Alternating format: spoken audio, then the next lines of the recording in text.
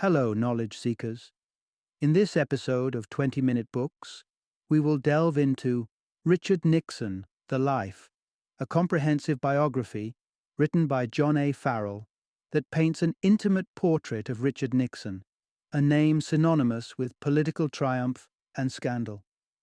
Published in 2017, this book meticulously chronicles Nixon's journey, from his modest beginnings, his rapid climb in American politics, to his infamous resignation in the wake of the Watergate scandal.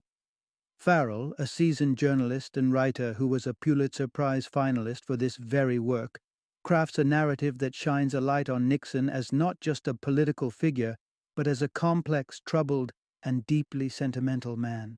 Richard Nixon, The Life is perfect for enthusiasts of U.S. politics and American history, as well as biography lovers who appreciate the intricacies of personal scandal amidst public service. Join us as we explore the life of a man who forever altered the American political landscape and comprehend how his legacy continues to resonate in the halls of power today.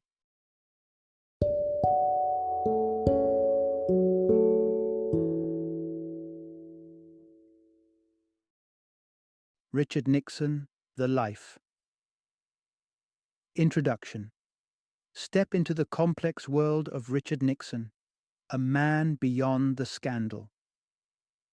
In the twilight of World War II, a pivotal decision awaited a Navy lieutenant and lawyer by the name of Richard Nixon. Returning from military service in the Solomon Islands, he faced a crossroads that would not only shape his own future, but also the fabric of American politics for decades to come. As he took up his peacetime duty, settling contracts at an aeronautical facility in Maryland, Nixon chanced upon a conversation that would steer his life in an unexpected direction. The man transitioning out of the role, Lieutenant John Renneberg, probed Nixon about his post-war plans. The choices were a mosaic of potential paths. Nixon could remain in military service. He could pursue the shimmering allure of a business career in Manhattan, a city that had charmed him and his wife, Pat. Or he might revert to the humdrum rhythms of Whittier, California, where an uninspiring law firm career awaited. Yet, there was another option, one proposed in a frugal, late-night call when long-distance rates dipped low enough to be affordable. A certain Herman Perry from Whittier had laid out a fresh opportunity before Nixon, the chance to run for Congress. Renneberg, struck by Nixon's solemnity and resolve, advised him to entertain the idea. Little did Nixon realize this was more than a chance to drum up potential law clients. It was the prelude to an extraordinary political odyssey. Join me as we uncover the journey that led Nixon to become the youngest vice president in a century, the striking defeat he suffered at the hands of John F. Kennedy in the 1960 election, and the sequence of events that inexorably drew him into the depths of the Watergate scandal. Part 1. From Humble Beginnings to Halls of Power. The Early Years of Richard Nixon. When Richard Nixon stepped into the halls of Congress as a newly minted representative at the age of 34, journalists heralded his arrival with endearing comparisons to national holidays. The Washington Times-Herald pegged him as typically American as Thanksgiving, a sentiment reflecting Nixon's rather ordinary and tough beginnings. The year was 1913 when Richard entered the world in a modest bungalow his father, Frank, a man of Scotch-Irish temper, had erected. The dream of thriving as a lemon grower in Yorba Linda, California, had soured for Frank, pushing him to venture into a simpler livelihood by starting a gas station and grocery store in Whittier. The Nixon household swelled with the laughter and cries of 4 boys: Harold, Richard, Donald, and Arthur, with a late addition, Edward, joining much later. Sadly, tragedy punctured this family tableau, claiming 2 of the Nixon sons to tuberculosis. The stern and withdrawn Richard, who went by Dick against his mother's preferences, felt the sting of these losses deeply. But adversity aside, Dick showcased a scholarly prowess. He was a voracious reader, a violinist, a thespian, and even a determined though unathletic football player. He dreamt of a future in law and politics, a dream that took him from Whittier College to the demanding academic environment of Duke University. Graduating third in his class couldn't shield him from a barrage of rejections from New York law firms and the FBI. Resigned to his fate, Dick took his mother's advice and joined a legal practice back in Whittier. His early career faltered with losses, including a disastrously mishandled case and a doomed foray into the frozen orange juice market. Yet, amidst professional tribulations and tales of woe, love found a way. Dick met Thelma Pat Ryan in a community play, and through persistent and modest courting won her affection. They married privately in 1940, just as the world braced itself for the tumult of war. Like many young men of his generation, Nixon knew that military service would cast a long shadow over his political aspirations. Despite eligibility for exemption, he chose instead to enter the naval officer training in 1942. The following year, he shipped out to the South Pacific, returning home with an honorable service record and an eagerness to explore what lay ahead. Looking into the future, Nixon, with Pat by his side, harbored ambitions that seemed outsized for a man of his reticent disposition and meager beginnings. Little did he know his story was just unfolding, a narrative of ambition, adversity, and the relentless pursuit of power. Part 2, From Obscurity to Prominence, Nixon's Shrewd Climb Up the Political Ladder. Dick Nixon's origins were unassuming, yet his dogged pursuit through academic and military ranks sculpted him into an ideal figurehead for the Republican cause. His stirring rhetoric, rooted in his veteran experience and a measured ideology, resonated across the political spectrum, casting a wide net of appeal.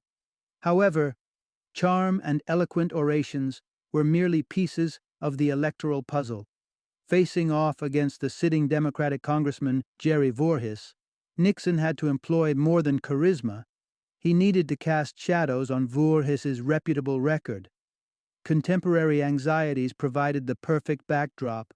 A swelling dread of communist influence was sweeping across post-war America. Voorhis had once championed anti-communist legislation, but that was overshadowed by Nixon's strategically orchestrated campaign, fueled by insinuations and implicating associations. The strategy, masterminded with the assistance of the cunning Murray Chotina, included a deft manipulation of Voorhis' voting history and dubious claims about his campaign finances, painting him as allied with communist interests, all while Nixon himself engaged in questionable fundraising practices. Pat Nixon watched this strategy play out with discomfort, but for Nixon, victory was paramount. By fanning the flames of public fear, he had identified a shortcut to success. Once Nixon embedded himself in the political strata of Washington, his diligence shone. Selected for the influential Herter Committee, he impressed colleagues with his work ethic, leading to his appointment on the notorious House Un-American Activities Committee, HUSC, where his zealous pursuit of communist infiltration elevated his national profile. The watershed moment in Nixon's ascent arrived with his involvement in the case against Whittaker Chambers and Alger Hiss. Chambers, an ex-communist-turned-journalist, accused Hiss, a prominent government official, of communist affiliations. Hiss's smooth denials swayed the committee, except for the tenacious Nixon, who refused to let the matter rest, especially after Hiss derided his education. Nixon's unyielding pursuit revealed the true nature of Hiss's deceit. He was, as Nixon had suspected, a communist spy.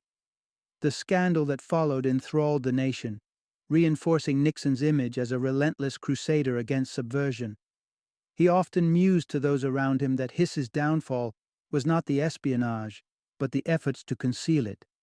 Ironically, Nixon's own legacy would in time become entangled in this very cautionary tale about concealment. The foreshadowing was stark.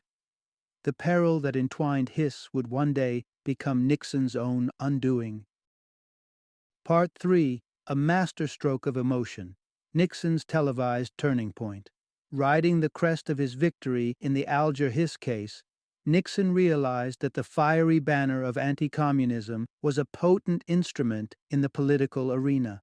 With a Senate seat in his sights, he launched a campaign against Democrat Helen Gahagan Douglas, employing a now familiar arsenal of insinuation and fear-mongering. Just as he had done with Voorhis, Nixon depicted Douglas as a sympathizer of the Red Menace. The strategy, while blunt, achieved its goal, and Nixon claimed his Senate seat, but not without earning the dubious moniker Tricky Dick. Pat Nixon, increasingly weary with the machinations of the political world and the responsibilities of raising their two daughters, Tricia and Julie, found her life a series of unsettling compromises. Even the acquisition of a new house at a notably generous price did little to settle her concerns. Nixon, unrelenting in ambition, was already casting his gaze to the next prize, the vice presidency. The Republican race for the 1952 presidential nomination was a battle of giants: Senator Robert Taft, Governor Earl Warren, and the universally respected General Dwight D. Eisenhower. Nixon, aligning himself with Eisenhower, maneuvered shrewdly and turned the tides in a move that would be dubbed the Great Train Robbery, securing Eisenhower's favor and sealing his position as running mate. Yet Nixon's rapid ascension attracted scrutiny that threatened to upend it all.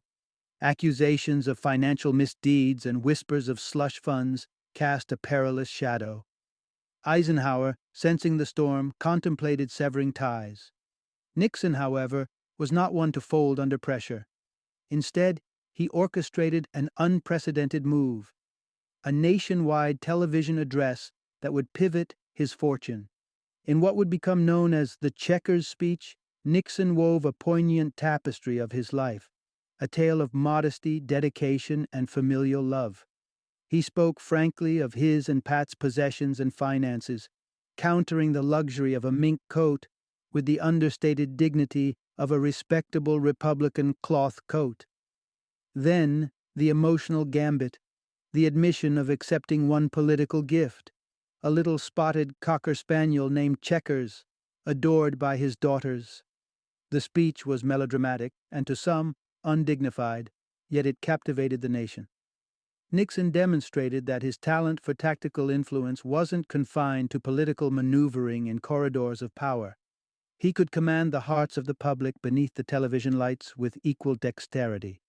The Checkers speech secured his place beside Eisenhower. Together, they achieved victory, and by January 1953, Nixon, only 7 years from his entry into Congress, found himself inaugurated as the Vice President of the United States. Part 4. From the Vice Presidency to the Political Wilderness. Eisenhower, while recognizing Nixon's talent, remained skeptical of his inexperienced vice president, a young man who had swiftly navigated his way to the second highest office in the land. Seeking to cultivate Nixon's grasp of international politics, the president dispatched him on an exhaustive diplomatic journey. Alongside Pat, Nixon navigated the complex terrains of Asia and the Middle East with grace, leaving a lasting impression that boosted his image stateside. Yet Nixon was plagued by discomfort.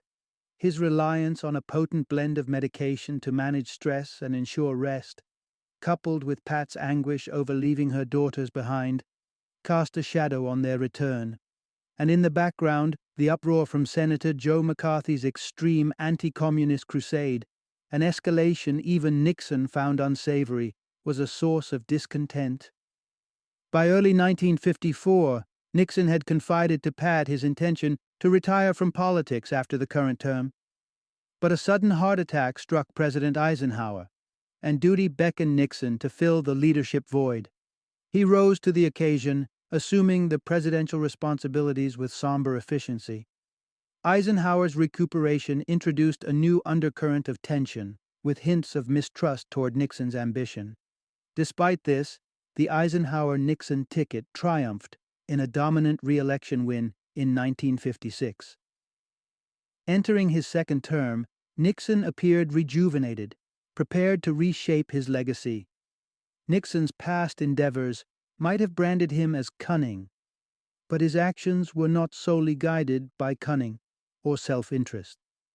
As the 1950s progressed, Nixon emerged as a prominent supporter of the civil rights movement, fostering a meaningful alliance with Martin Luther King Jr. and championing the passage of the 1957 Civil Rights Act. He never gravitated toward the extremist fringes on progressive matters, consistently prioritizing the pragmatic pursuit of votes. The 1960 presidential campaign tested Nixon as he wrestled for the Republican nomination and needed to walk a tightrope on civil rights to avoid alienating Southern voters. His caution backfired when Martin Luther King Jr. was imprisoned, and Nixon hesitated to intervene. This inaction allowed his rival, Senator Kennedy, to capitalize and curry favor with the African American electorate. Kennedy's charisma and forward-looking stance presented a stark contrast to Nixon's austere demeanor in the groundbreaking televised debates. Though the results were narrow, Eisenhower's tepid endorsement and Nixon's unease with the shifting political landscape contributed to his defeat. Nixon's descent into the political wilderness was marked by resentment and bitterness. He retreated to California, railing against perceived election fraud, and languidly embarked on a campaign for governor in 1962. His loss in this endeavor prompted mockery from none other than Earl Warren, echoing the political battles of the past. Defeated but not entirely subdued, Nixon lurked on the fringes of the political theater, his future uncertain and his resolve tested. The years in the wilderness would serve as a crucible for transformation. Whether for redemption or further controversy, time alone would tell. Part 5. Nixon's Quest for a Political Comeback. Following the sting of defeat, Nixon relocated to New York in 1963, seeking solace in the business sphere with assignments that took him across Europe and Asia. On a whim, he journeyed to Moscow, hoping to revisit his diplomatic dance with Khrushchev. But the encounter was not to be. The shock of Kennedy's assassination that same year jolted Nixon, fueling a resurgence of his political ambitions. He believed his insight into the communist mindset was what America required, fostering a conviction that his time in public service had not yet expired. As Nixon contemplated his return to politics, the country plunged deeper into the quagmire of Vietnam. The war, swelling under President Johnson's watch, was claiming the lives of numerous American soldiers each week. Though Nixon's stance on Vietnam wasn't definitive, his foreign policy prowess enabled him to mount a biting critique on Johnson's strategy, positioning himself as the harbinger of peace in anticipation of the 1968 election. A peace candidate needs the backdrop of a war, and Nixon found himself in a delicate position when talks of an armistice between North and South Vietnam began. Behind the scenes, Nixon orchestrated a complex play, engaging intermediaries like Anna Chennault to subtly dissuade President Thieu from striking a deal until a potential Nixon administration could offer better terms. While Nixon publicly denied such machinations, the evidence whispered of his direct involvement. The lengths to which he went to secure electoral victory through manipulation of international peace efforts stand as among the most controversial chapters of his career. Against the turbulent tapestry of 1968, marked by the killings of Robert Kennedy and Martin Luther King Jr., Nixon triumphed in a peculiar three-way race featuring himself, Democrat Hubert Humphrey, and Independent George Wallace. In the midst of national chaos, Nixon emerged not just as the peace candidate, but as the avatar of stability for the silent majority, the generation longing for a return to order amidst societal tumult. When Nixon stepped into the White House that brisk January day in 1969, the sense of personal validation was palpable. But the presidency greeted him not with a laurel wreath, but with a labyrinthine crisis in Vietnam. Together with Henry Kissinger, his national security advisor, Nixon reckoned with the precarious situation, employing the madman theory in hopes that an unpredictable facade might coerce North Vietnam into submission. One disturbing gambit was the covert bombing of neutral Cambodia in 1969, aiming to disrupt North Vietnamese operations. Tragically, this action inadvertently cleared the path for the Khmer Rouge's ascent and their subsequent reign of terror. Nixon's pursuit of peace through aggression and subterfuge was paradoxical and fraught with consequence. It was a narrative that would define his presidency and his legacy, a tale of ambition, strategy, and the unintended shadows cast by political machinations. Part 6.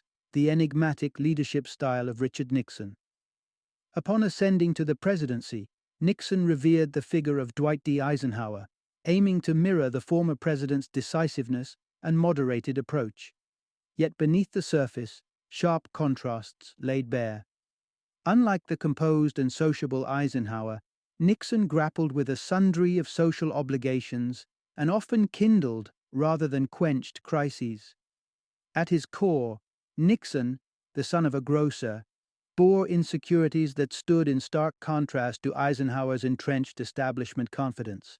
Nixon's presidency puzzled his aides, for he wielded power without a clear ideological compass.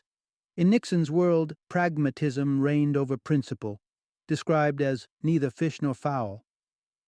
His reservation on hot-button issues like gun control and gay rights spoke not to indifference, but to a calculated avoidance of alienating potential voters.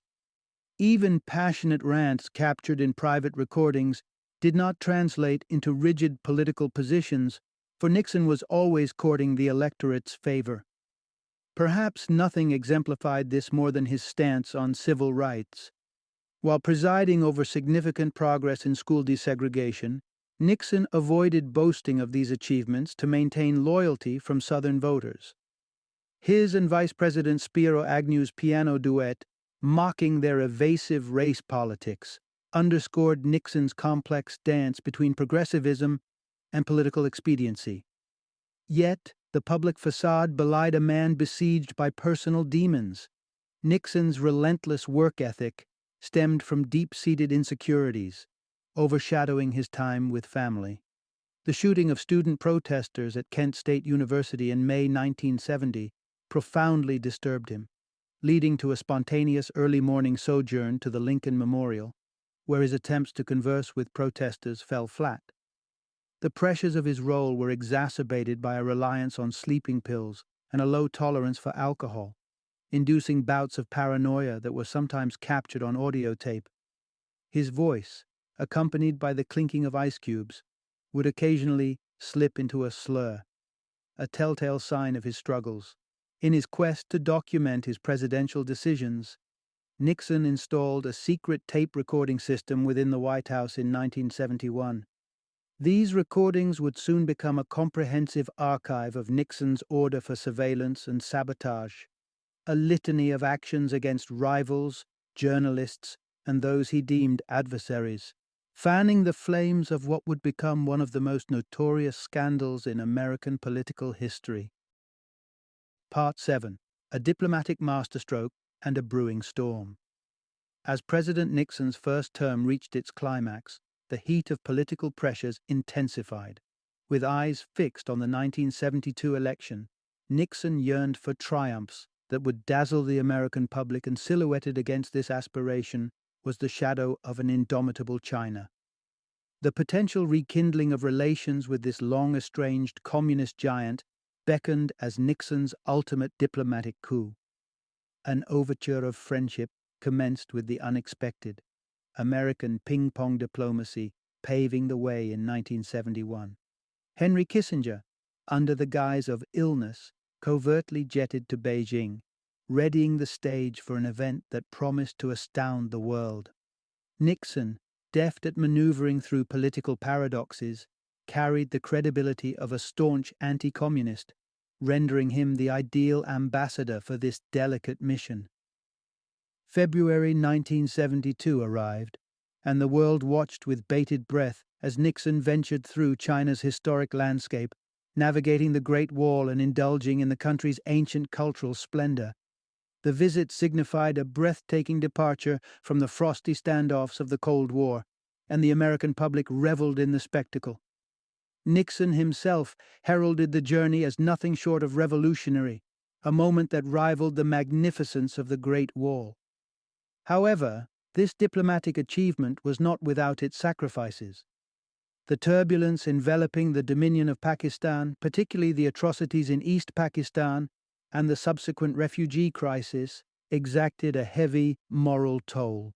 Defiantly sidestepping condemnation, Nixon clung to Pakistan's crucial role as a gateway to China, a regrettable blemish on American foreign policy. Amid the whirlwind of these momentous events, Nixon enacted a bold, unprecedented shift in the country's economic paradigm, severing the dollar's tie to the gold standard. A gamble of immense proportions, without a clear roadmap, was buoyed by Nixon's persuasive confidence, leaving future implications hanging in the balance, subordinate to the immediate allure of political victory.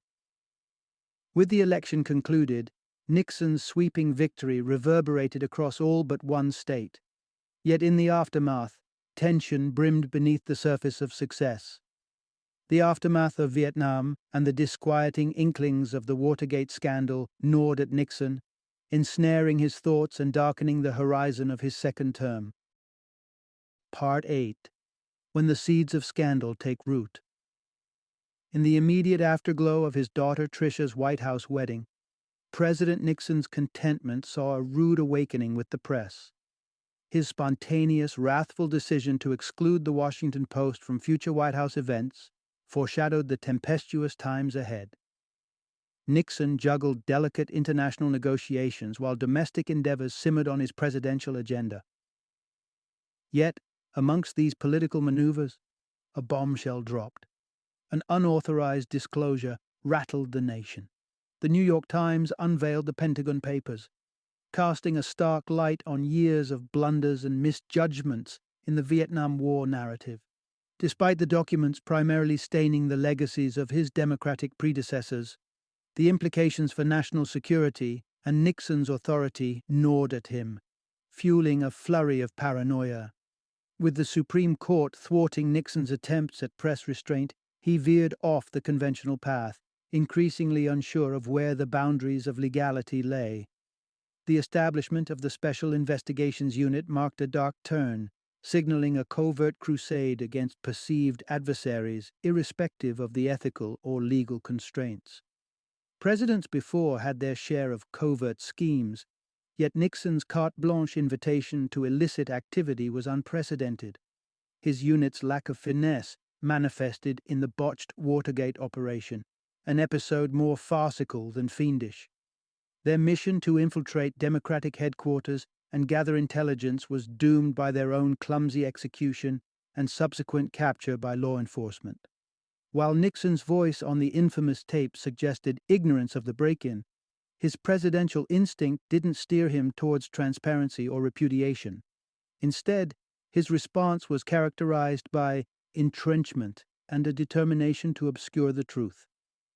History had shown, through his pursuit of Alger Hiss, that Nixon's Achilles' heel often lay not within the initial misstep, but within the shroud he drew over it, a pattern that threatened to replay itself on a vastly more consequential stage. Part 9. From Scandalous Tape to Tearful Departure. In a crucial moment, 6 days post the chaotic Watergate break-in, President Nixon casually uttered words of agreement that would come to define one of the greatest political scandals in American history. On June 23, 1972, as his administration trembled on the precipice of exposure, the fateful counsel to impede the FBI's investigation into Watergate echoed a clear preference for concealment over confrontation, setting the stage for a relentless cover-up that would engulf his presidency. The deception deepened with officials' perjuries and the cascading flow of hush money, while leaks to the Washington Post gradually painted a damning picture. Yet Nixon's re-election prospects sparkled against his foreign policy showcases. The pioneering SALT negotiations and the promise of troop withdrawals, striking a juxtaposition with the quagmire of Vietnam and its burdensome campaign. Even as the election validated Nixon with staggering support from the voters, the shadow of his earlier dread resurfaced. The embers of Vietnam's unfinished conflict and the tenacious Watergate scrutiny now closed in on him. It was the avalanche of audio recordings from inside the Oval Office that unmasked Nixon's pivotal role, shattering his fortress of denials. Struggling till the end, Nixon's valedictory to his administration was an awkward tapestry of bitterness and vulnerability, punctuated by recollections of family and faint hints of remorse. By August 1974, a solemn arc of the presidential helicopter bore the Nixons away from their concluded reign with a defiant victory sign framed against the skyline. In the aftermath, Gerald Ford took the mantle of leadership, extending absolution to Nixon through a presidential pardon, an act that squelched further legal reckoning but simmered with public controversy. The subsequent years saw Nixon's faltering attempts at vindication and rehabilitation. He retreated into relative domestic tranquility, authoring books and sporadically lending his foreign policy acumen when circumstances called for the voice of his experience. His counsel after the Tiananmen Square massacre invoked an echo of his earlier statesman identity. When Pat Nixon passed away, it was in their native Yorba Linda that she found her final rest, leaving Nixon privately incensed by perceived slights in the wake of her departure. Nixon's own life drew to its close a year later at the age of 81. In a bittersweet irony, words from his inaugural promise, a hopeful vision branded as the mark of peace, are engraved as his legacy's summation, a poignant reminder of a tumultuous journey interwoven with indelible achievements and imperishable controversy. Final summary. Nestled in the humble simplicity of rural California, emerged a figure who would stride across the global political stage with relentless ambition, Richard Nixon. From his early days, this child of modest beginnings forged a path through sheer tenacity and intellect, culminating in a law degree and a swift political ascendancy post-World War II.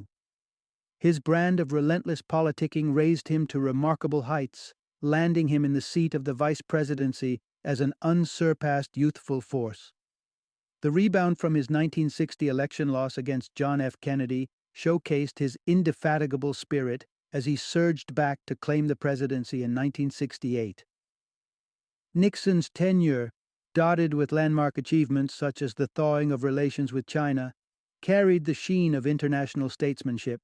Yet, beneath the veneer of success, brewed a storm of paranoia and wrath.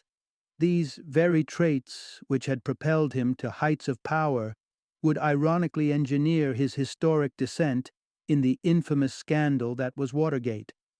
His legacy, a complex tapestry of political mastery and personal flaws, remains a captivating chapter in American history.